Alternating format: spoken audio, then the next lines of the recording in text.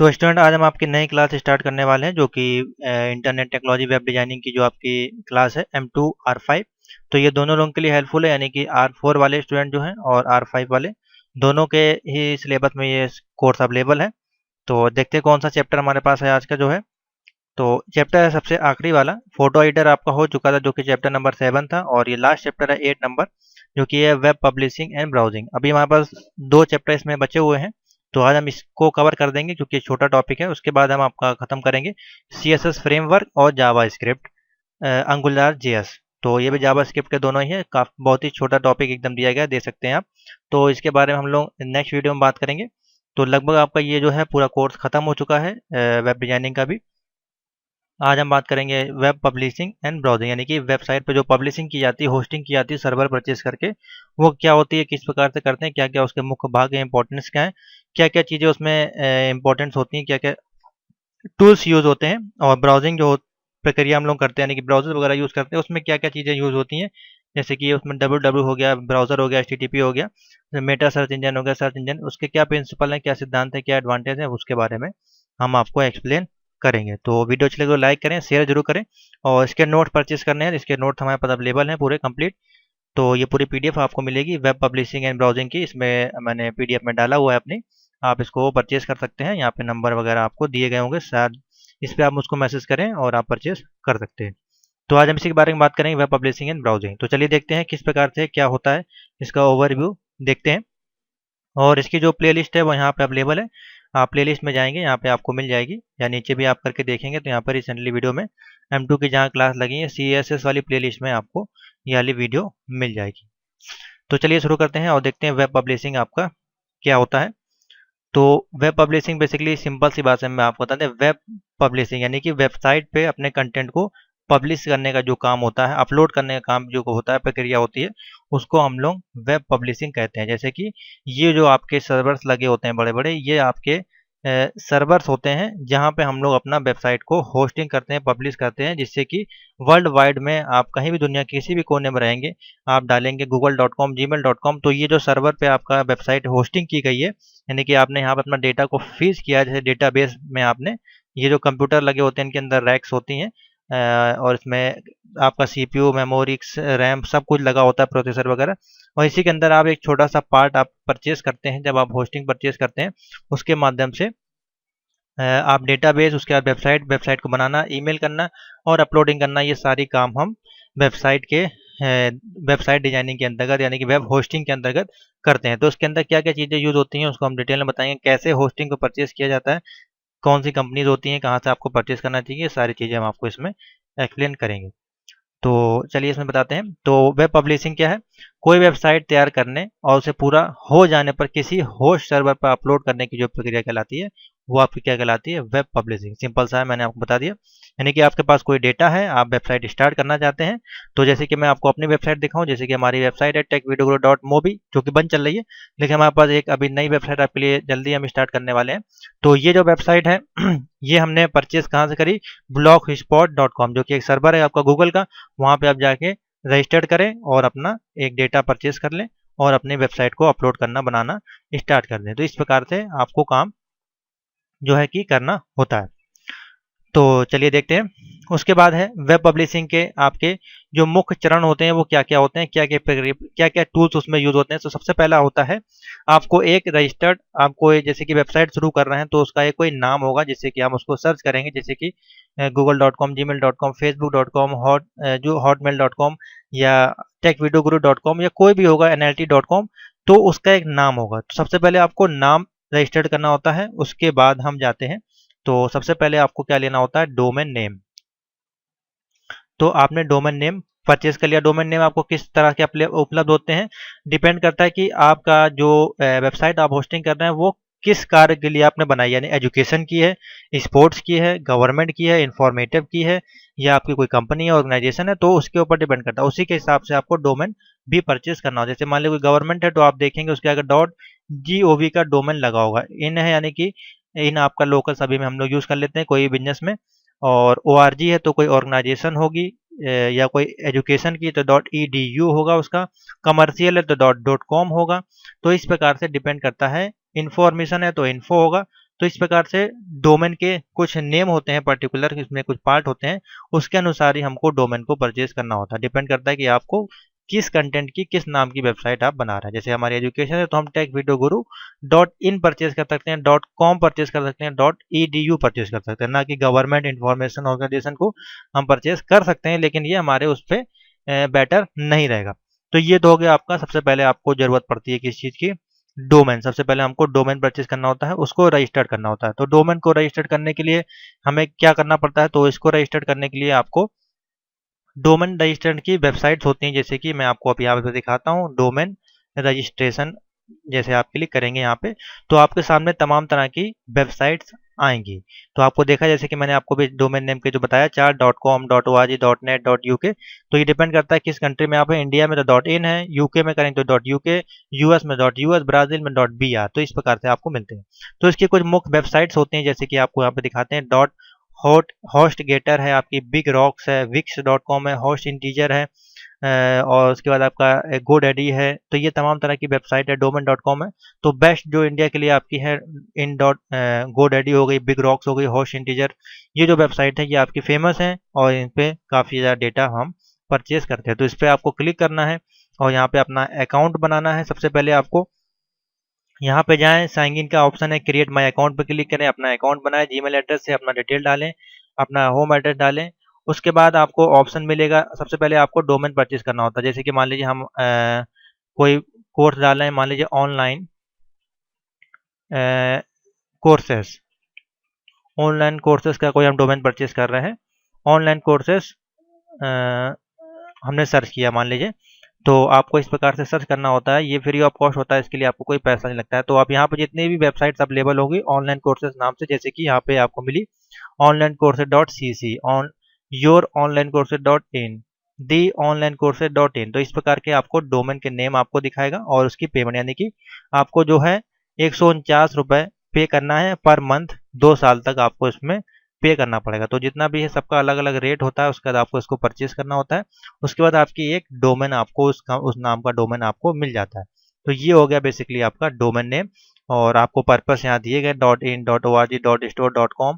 तो यहाँ पे आप देख सकते हैं ये कितना ज़्यादा महंगा बिक रहा है, तो इसका काफ़ी ज़्यादा रेट है। तो इस प्रकार से आप परचेज कर सकते हैं। तो ये हो गया आपका डोमेन।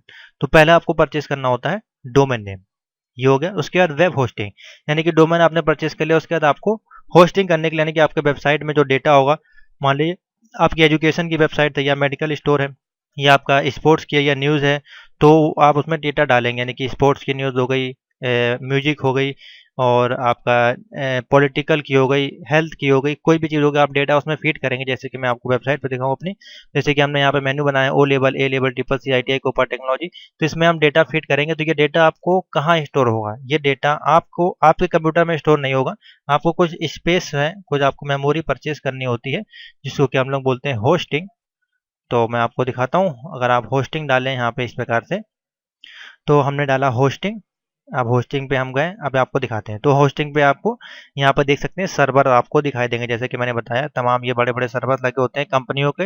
ये देखिए पूरे सर्वर के रूम होते हैं इस प्रकार से बड़े बड़े, जैसे कि आपके गोडैडी हो गया, होस्ट इंटीजर हो गया, या बड़े बड़ी कंपनीज हैं, बिग रॉक्स। तो इनकी जो हो इसके पूरे सर्वर इस प्रकार से लगे होते हैं। इन्हीं में से आपको एक छोटा सा स्पेस खरीदना होता है। बेसिकली कंप्यूटर्स होते हैं, आपको अपने कंप्यूटर पे जरूरत नहीं है। तो आपको इसको परचेज करने के लिए क्या करना होता है, इन्हीं तमाम जो आपकी वेबसाइट हैं, जैसे गोडैडी हो गई, तो आपको इन पे होस्टिंग वाला ऑप्शन मिलता है, होस्टिंग। अब यहाँ पे आप होस्टिंग पे क्लिक कर देंगे, तो यहाँ पे आपको होस्टिंग की ये प्लान बताएगा, यानी कि आपको जो कंप्यूटर में जगह चाहिए वो कितनी जगह चाहिए, आपको कितनी रिक्वायरमेंट है। जैसे कि पहला जो प्लान आपको दिख रहा है 99 रुपये पर मंथ आपको पे करना है। इसमें आपको बजट फ्रेंडली शेयर होस्टिंग मिलेगी। तो होस्टिंग भी आपकी जो होती है वो तमाम तरह की होती है, यानी कि शेयर्ड होस्टिंग होती है, और प्राइवेट होस्टिंग हो गई आपकी, लाइनक्स बेस्ड होस्टिंग हो गई, विंडोज बेस्ड होस्टिंग हो गई। तो तमाम तरह की होस्टिंग होती है, 2-3 तरह की। तो VPS होस्टिंग हो गई, डेडिकेटेड सर्वर हो गया, बिजनेस होस्टिंग, वर्डप्रेस होस्टिंग। तो आप देख सकते हैं तमाम तरह की होस्टिंग होती हैं, सबके अलग अलग काम होते हैं। यानी कि आपको छोटी वेबसाइट बनानी है, कम काम करना है, तो आप शेयर होस्टिंग कर लें। यानी कि मान लीजिए कोई एक कंप्यूटर है, आप होस्टिंग परचेज कर रहे हैं। मैं आपको अच्छे से समझा दे रहा हूँ जिससे कि आपको अच्छे से समझ। मान लीजिए ये आपका कंप्यूटर है होस्टिंग का, और इसकी जो क्षमता है, कंप्यूटर की, मान लीजिए इसमें 2 GB की रैम लगी हुई है, और 2 GB की रैम है और 1 TB की इसमें हार्ड डिस्क लगी है और i3 इसमें प्रोसेसर लगा हुआ है। तो ये तो आपका कंप्यूटर हो गया। अब मान लीजिए हमारे पास कस्टमर कितने हैं, 100 कस्टमर हैं और 100 लोगों ने वेबसाइट खरीदी। तो ये जो कंप्यूटर में अगर आपने ये जो बेसिक प्लान लिया होगा यानी कि शेयर्ड होस्टिंग ली होगी, तो ये सभी को शेयर्ड होस्टिंग में डाल देगा और आपको पार्ट में डिवाइड कर देगा, यानी कि आपने कितना स्पेस उसमें परचेज किया है। यानी कि मान लीजिए आप 99 रुपये पे कर रहे हैं, तो 99 रुपये में आपको वो कितना स्पेस दे रहा है, यानी कि मान लीजिए आपको 100 GB वो दे रहा है। तो इसको डिवाइड कर देगा, यानी कि 100 GB इनको दे देगा, 100 GB इनको दे देगा, 100 GB सबको बांट देगा एक ही कंप्यूटर से स्पेस। तो आपको मैनेज करना पड़ेगा, इसको कहते हैं शेयर होस्टिंग। इससे क्या होगा, मान लीजिए अब आपके अभी तो मान लीजिए आपकी वेबसाइट ओपन करी, आपने 2 महीना 3 महीना काम किया और आपकी वेबसाइट पे ज़्यादा ट्रैफिक आया, 100 200 300 लोगों ने देखना स्टार्ट किया। मान लीजिए वो ट्रैफिक 500 या 1000 के ऊपर गया, तब यहाँ पे जो है ये आपका जो आपने जो सर्वर परचेज किया है शेयर होस्टिंग का, ये आपका हैंग करने लगेगा। यानी कि जब वेबसाइट ओपन होगी तो वो वेबसाइट हैंग करने लगेगी। तो ये दिक्कत आती है शेयर होस्टिंग में। उसके लिए हम लोग क्या यूज़ करते हैं कि हमारे पास दिक्कत ना है, अगर आपके पास ट्रैफिक ज़्यादा है, कस्टमर ज़्यादा है, उसके लिए हम लोग जाते हैं डेडिकेटेड सर्वर होते हैं, जो कि मोस्ट पावरफुल और कंट्रोलेबल सर्वर होते हैं, जो कि महंगे होते हैं। इसका मतलब क्या होता है डेडिकेटेड सर्वर का, यानी कि ये जो आपने परचेज किया है 2 GB RAM 1 TB hard disk, ये आपने पूरा परचेज कर लिया, 8000 रुपये आपने इसके लिए पे किए। अब इसके आप एक ही जो है कस्टमर है वो इसका मालिक है, यानी कि एक ही बंदा इसको होस्टिंग करेगा, ये अपना डेटा डालेगा इसमें, ये पूरा पूरा कंप्यूटर आपका हो गया। इसमें आपको शेयर यानी कि अदर किसी को नहीं दिया जाएगा। अब आपके पास 2 GB RAM 1 TB hard disk और 1 i3 का प्रोसेसर अगर आपके पास मिल जाएगा, तो आप जाहिर सी बात है इसमें 2000 3000 1 लाख कस्टमर भी आएंगे तो इसमें आपको दिक्कत नहीं आएगी, या आपका मैनेज कर लेगा। तो ये डिफरेंट होता है आपका, ये जरूर ध्यान दें जब आप परचेस करें वेब होस्टिंग में। यानी कि आपके पास अगर कस्टमर कम है तो आप शेयर होस्टिंग परचेस करें, अगर आपके पास ज़्यादा है तो डेडिकेटेड या VPN VPS सर्विस की तमाम तरह की सर्विस है, आप उसको यूज़ कर सकते हैं। तो ये तो हो गया आपका सेकंड स्टेप, आपका होस्टिंग परचेस करना है। यहाँ पे आपको होस्टिंग परचेस करनी होती है जिसपे कि आप अपनी वेबसाइट को बनाते हैं। आगे चलते हैं, उसके बाद है वेबसाइट डिजाइन और उसका डेवलपमेंट यानी कि विकास करना। अब आपको क्या करना है, आपने डोमेन करते परचेज कर लिया, मैं आपको समझाता हूँ फिर से। आपने डोमेन को परचेज कर लिया पहला नंबर, और दूसरा नंबर आपने परचेज कर लिया होस्टिंग, तीसरा नंबर आपको उसकी डिजाइन करनी है। तो डिजाइन कैसे करनी है, ये मान लीजिए आपने होस्टिंग परचेज करी, ये आपका वेबसाइट है, पूरा ब्लैंक पेज है। अब आपको यहाँ पर जैसे डिजाइन करनी है, यहाँ पे आपको मेनू लगाना है, इधर आपको अपना सोशल पेज लगाना है, यहाँ पे आपको अबाउट टैग लगाना है, मेनू लगाना है, इधर स्लाइड फ्लो लगाना है, और यहाँ पे अपना कंटेंट लिखेंगे, यहाँ मेनू लगाएंगे। तो ये आपकी डिजाइनिंग हो गई। ये आप कैसे करते हैं, जब आप परचेज कर लेंगे होस्टिंग तो वहाँ पे आपको तमाम तरह के सॉफ्टवेयर मिलेंगे जो कि PHP पे वर्क करते हैं, आपके HTML पे वर्क करते हैं, डेटाबेस पे वर्क करते हैं, जैसा कि आपका हो गया जिनको कि हम बोलते हैं CMS यानी कि कंटेंट मैनेजमेंट सॉफ्टवेयर। तो ये किस प्रकार से काम करते हैं मैं आपको दिखा देता हूँ। CMS वर्डप्रेस, इसको जब हम ओपन करेंगे इमेज के रूप में आते हैं, तो इस प्रकार से आपको इनका इंटरफेस मिलता है। यहाँ पे आप देख सकते हैं, यहाँ पे आप तमाम तरह की वेबसाइट है उसको बना सकते हैं। यहाँ पे देख सकते हैं, अगर आपको पेज ऐड करना है, मीडिया लगानी है, पेज कमेंट प्लगइन लगाने हैं, तो ये सारा काम इसमें इस प्रकार से वेबसाइट को डिजाइन किया जाता है। इस प्रकार से इसमें कोडिंग वगैरह हम लोग करते हैं। तो ये काम फिर हम लोग करते हैं थर्ड स्टेप में, यानी कि वेबसाइट की डिजाइनिंग और उसका विकास। उसके बाद प्रचार और प्रमोशन। अब आपकी वेबसाइट बन गई है, उसमें हमको प्रचार करना है, कंटेंट डालने हैं, उसका प्रमोशन करना है, नहीं उसको बढ़ाना है। उसके लिए हम लोग किसका उपयोग करते हैं, गूगल के जो टूल्स होते हैं, गूगल एडवर्ड हो गया, गूगल एडवर्टाइजमेंट यानी कि गूगल एडवर्ड हो गया। तो ये होते हैं गूगल एडवर्ड, यहाँ पे हम लोग ऐड लगाते हैं जिससे कि आपके जो ट्रैफिक होती है, ऑनलाइन अर्निंग होती है, उसकी एडवर्टाइजमेंट होती है, वो हम लोग यहाँ से करते हैं। तो फोर्थ स्टेप हम लोग क्या करते हैं, उसका प्रचार और प्रमोशन करने के लिए फेसबुक पे लिंक शेयर करते हैं, व्हाट्सएप पे शेयर करते हैं, और बाकी गूगल पे जो और तमाम तरह के टूल्स है, गूगल एडवर्ड है या और तमाम तरह की कंपनियां होती है, एडवर्टाइजमेंट कंपनी आप देख सकते हैं। तो यहाँ पे आप डालेंगे एडवर्टाइजिंग कंपनी ऑनलाइन, तो यहाँ पे आपको तमाम तरह की जो कंपनी है, यहाँ पे आपको एजेंसीज हैं वो आपको मिल जाएंगे जो आपको एडवर्टाइजमेंट करेंगे। उसके बाद है उसका रख रखाव यानी कि मेंटेनेंस करना, यानी कि आपको समय समय पर अपडेट, यानी कि मान लीजिए अगर कोई न्यूज़ आई है लेटेस्ट या कोई लेटेस्ट एग्जाम आया है, उसको आपको वेबसाइट को मेंटेन करते रहना। पुराना डेटा हो गया काफ़ी ज़्यादा, वो न्यूज़ पुरानी हो गई तो आपको उसको डेटाबेस से हटा देना, जिससे कि आपका मेमोरी जो है वो लैग ना करे, मेमोरी आपकी जो है वो भरे ना। तो ये हो गया बेसिकली पूरा वेबसाइट होस्टिंग में आपकी 5 चीज़ें यूज़ होती हैं, वो मैंने आपको अच्छे से एक्सप्लेन कर दी है डिटेल में क्या क्या होती है, कैसे काम करती हैं। तो इन्हीं काम को है जो रख रखाव और ख्याल रखना होता है। तो आशा करते हैं आपको इतना समझ में आ गया होगा। आगे चलते हैं, वही थ्योरी है, इसमें देखिए तमाम तरह के सबको दिया हुआ, आप इसको परचेज करेंगे तो आप इसको आराम से पढ़ सकते हैं। आगे चलते हैं, उसके बाद टॉपिक हमारे पास है SGML, जो कि मोस्ट इंपॉर्टेंट है। इसको हम लोग कहते हैं, इसका फुल फॉर्म नोट कर लें अगर आप नोट्स बनाते हैं, जिसको कि हम लोग कहते हैं स्टैंडर्ड जनरलाइज मार्कअप लैंग्वेज। इसका क्या काम होता है, ये आपका क्या करती है, इसको हम समझते हैं। तो इसका हम आपको इमेज दिखा दें। SGML क्या होता है, इसका मतलब क्या है, इसको ओपन करते हैं। तो बेसिकली है कुछ नहीं, ये एक एक प्रकार की स्क्रिप्टिंग लैंग्वेज है जो कि किस प्रकार से काम करती है हम उसके बारे में आपको समझाते हैं। तो पीडीएफ पे चलते हैं, आप इसको देखें, मैं आपको एक्सप्लेन कर रहा हूँ। बेसिकली है कुछ नहीं, जो कि इसको कहते हैं स्टैंडर्ड जनरलाइज्ड मार्कअप लैंग्वेज द्वारा किसी भी इलेक्ट्रॉनिक डॉक्यूमेंट जो होते हैं उसका जो स्ट्रक्चर है, मार्कअप जो है, उसको हम लोग तैयार करते हैं। इसका जो आपका डेवलपमेंट कब किया गया था, सन 1986 में ISO द्वारा इसे अंतर्राष्ट्रीय मानक बनाया गया था। और SGML जल्दी बहुत ही लोकप्रिय हो गया क्योंकि विश्व रूप में एडिटिंग की दुनिया में इसका जो है बहुत सारा मल्टीनेशनल कंपनियों ने, सरकारी संस्थानों आदि ने इसका उपयोग करना स्टार्ट कर दिया था। तो ये है बेसिकली, तो SGML का उपयोग दस्तावेजों चिन्हित यहाँ पर सबको दिया गया, वही मैंने आपको बता दिया। इसमें बेसिकली दो प्रकार के मार्कअप लैंग्वेज यूज होती हैं, जो कि पहली है डिस्क्रिप्टिव मार्कअप और दूसरी है आपकी डॉक्यूमेंट मार्कअप लैंग्वेज। तो दो प्रकार की लैंग्वेज इसमें बेसिकली हम लोग यूज करते हैं। तो इसमें थ्योरी दी है, इसको आप देख लें, कुछ ज़्यादा खास नहीं है, इसलिए मैं इसमें ज़्यादा डिटेल में जाऊँगा नहीं। बेसिकली लैंग्वेज ही है और इसमें ज़्यादा कोई क्वेश्चन बनने नहीं है आपके।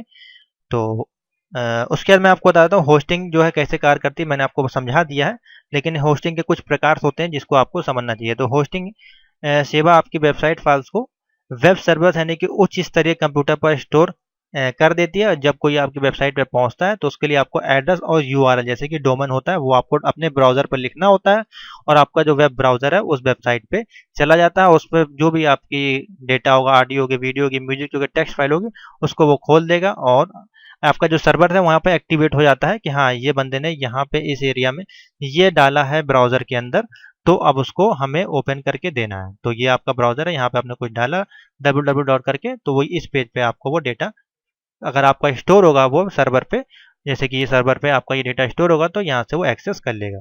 ये बेसिकली इसमें काम करता है। अब होस्टिंग जो है कई तरह की होती है, जैसे कि मैंने आपको बताया, शेयर्ड होस्टिंग हो गई, वर्चुअल होस्टिंग हो गई, डेडिकेटेड हो गई, क्लाउड हो गई और वर्डप्रेस होस्टिंग हो गई। तो इसका मैंने आपको बता दिया शेयर होस्टिंग का क्या मतलब है, कि अगर मान लीजिए आपके पास कम क्लाइंट है तो आप शेयर होस्टिंग लें, नहीं तो आपका सर्वर जो है हैंग करेगा। डेडिकेटेड यानी कि आपके पास ज़्यादा क्लाइंट है तो उसका आप यूज़ करें। क्लाउड कंप्यूटिंग उसी प्रकार से। तो ये तमाम तरह की कम्युनिकेटिंग होती है, मैंने आपको अभी पूरा डिटेल में समझाया, आप उसको देखें। तो उसको हम हटाते हैं, आगे चलते हैं। उसके बाद है इलेक्ट्रॉनिक डेटा इंटरचेंज क्या है, यानी कि EDI, जो कि मोस्ट इंपॉर्टेंट है। तो EDI का पूरा नाम नोट कर लें, इलेक्ट्रॉनिक डेटा इंटरनेट इंटरचेंज। यह एक कम्युनिकेशन सिस्टम है जिसमें एक कंप्यूटर से दूसरे कंप्यूटर को डेटा इलेक्ट्रॉनिक रूप से ट्रांसफर किया जाता है, और यह एक आपका पेपरलेस टेक्निक आपकी बेसिकली होती है। उसके बाद इसमें किसी मनुष्य के हस्तक्षेप की आवश्यकता नहीं होती। आजकल EDI का प्रयोग B2B ई-कॉमर्स में किया जाता है और EDI के द्वारा बहुत ही अधिक डेटा का ट्रांसफर हम लोग करते हैं। तो ऑनलाइन जो ट्रांसफर हम लोग करते हैं उसको कहते हैं EDI, इलेक्ट्रॉनिक डेटा इंटरचेंज। और इसमें कुछ लाभ हैं उसको देख लें।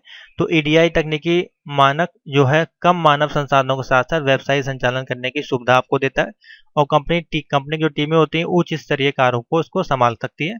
और EDI जो है आपका दस्तावेज त्रुटियों को 30 से 40% तक कम कर देता है, यानी कि आपको इसमें एरर भी नहीं आएगी, मिस्टेक नहीं होगी, आपका वो फटाफट जो है डेटा काम आपको कर देगा। और इसके काफ़ी ज़्यादा बेनिफिट हैं इसमें आपके दिए गए हैं, तो मैं सबको नहीं बताऊंगा क्योंकि बेसिक से हैं, जैसे कि इसमें डेटा आदान प्रदान करना बेहतर बहुत अधिक होता है। इसको जो आप PDF परचेज करें तो आप डिटेल में इसके बारे में पढ़ लें। मैं आपको हाईलाइट कर दे रहा हूँ क्या क्या होते हैं, बेसिकली किस प्रकार से आपकी काम करती है। इसका डायग्राम देखते हैं, कोई अवेलेबल होगा तो आपको समझा देंगे। जैसे कि ये है आपका इलेक्ट्रॉनिक डेटा इंटरचेंज, जैसे कि मैं आपको दिखा दूँ।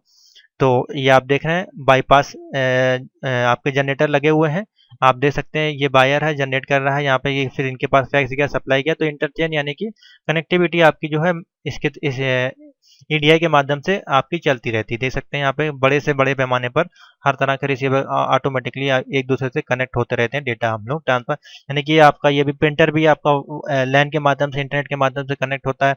आपकी फैक्स मशीन है, उसमें भी आप फैक्स निकालते हैं, वो भी आपका इंटरनेट के माध्यम से कनेक्ट होता है। तो जब आपने इसको ट्रांसमिट किया, इसको ट्रांसफर किया, तो ये आपस में एक तरह से कनेक्टिविटी और डेटा ट्रांसमिशन आपका वो करता रहता है।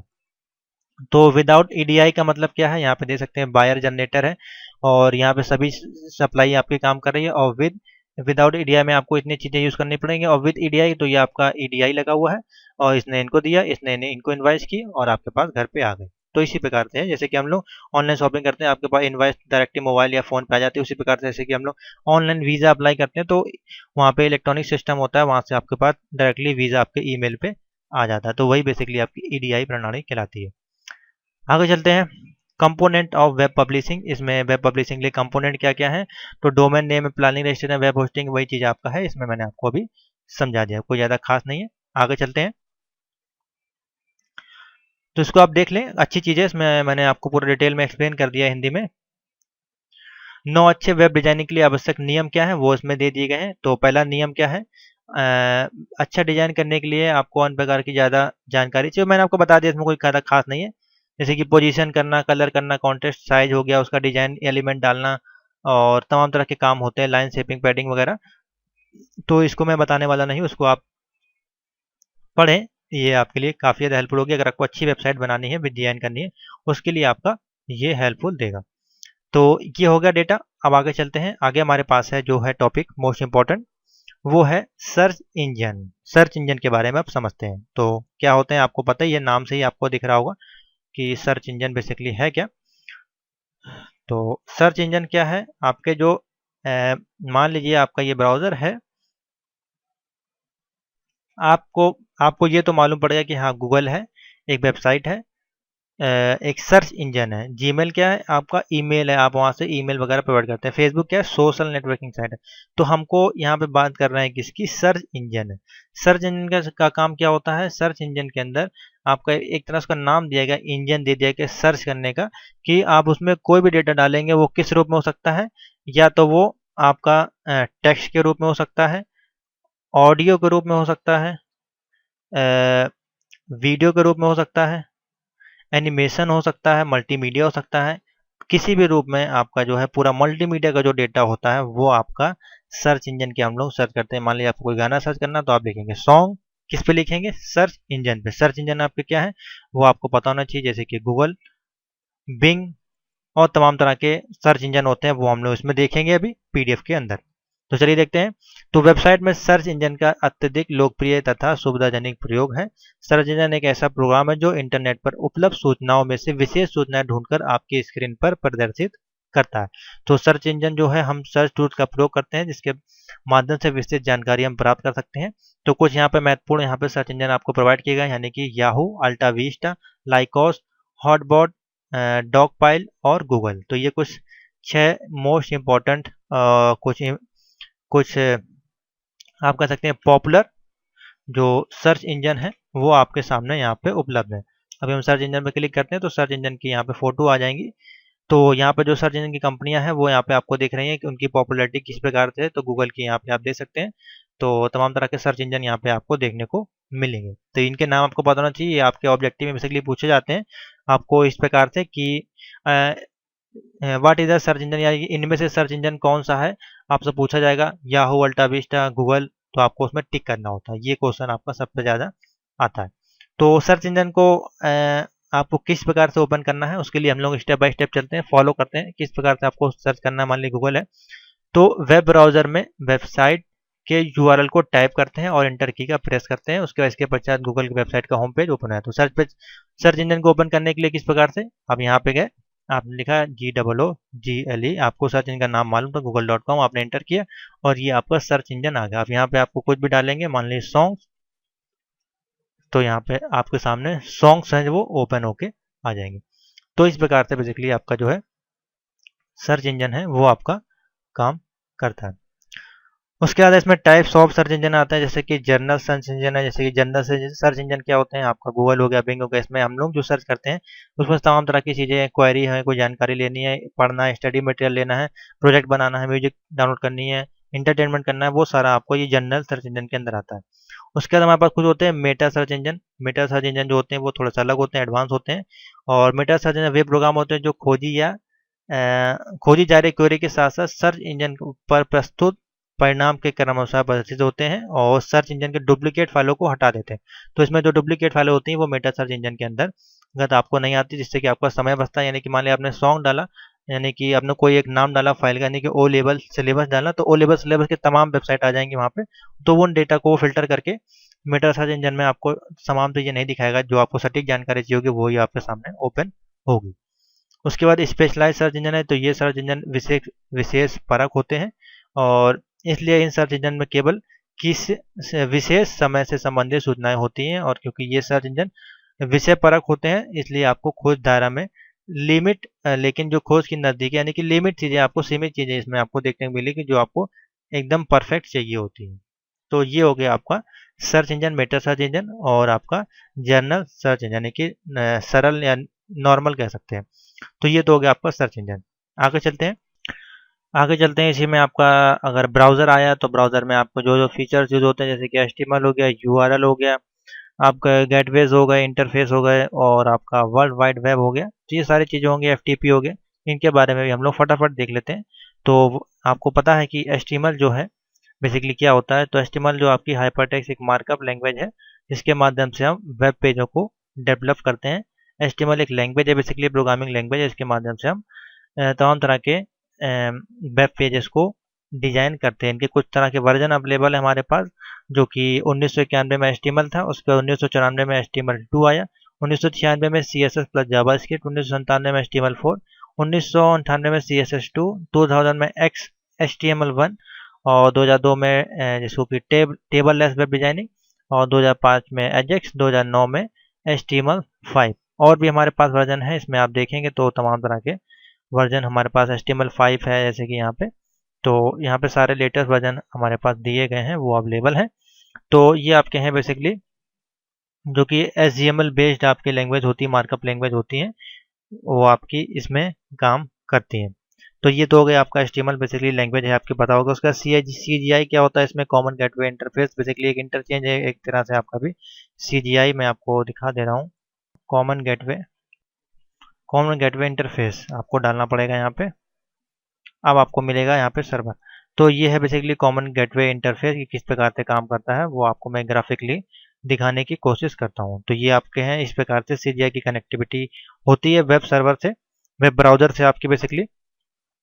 तो कॉमन गेटवे इंटरफेस जो आपका है वो सूचना सर्वर के साथ बाहरी कार्यक्रमों को इंटरफेस से जोड़ने का काम आपका करता है। मूल रूप से CGI को जो है वो HTML डॉक्यूमेंट बेस्ड होता है, जिसमें आपका HTML के डॉक्यूमेंट स्थिर होते हैं, जबकि CGI गतिशील जानकारी जो होती है वो वास्तविक समय में निष्पादित करता है और एक प्रोग्राम को CGI को लागू करता है और उसको आगे बढ़ाने का काम आपका करता है। जबकि जो पारंपरिक रूप से CGI के साथ लागू की गई एक प्रकार की प्रक्रिया होती है और नया जो तरीका है उसके बाद जो पुराना तरीका है उसके मायनों में अधिक बहुमुखी वो आपका होता है। और इस कारण से आपका CGI किसी भी प्रकार के प्रोग्राम जो होते हैं, किसी भी प्रोग्राम को संदर्भित करने के लिए सामान्यीकृत हो जाता है और वेब सर्वर पर चलता है और एक साथ में ब्राउज़र पर इंटरेक्ट आपका करता है। तो बेसिकली एक प्रकार की ये प्रोसेस है जो कि इंटरफेस का काम, गेटवे का काम आपका करता है। तो इसमें कॉमन का मतलब क्या है, तो आपके एश्योर करता है, यानी कि सिक्योर करता है, आपको एश्योर करता है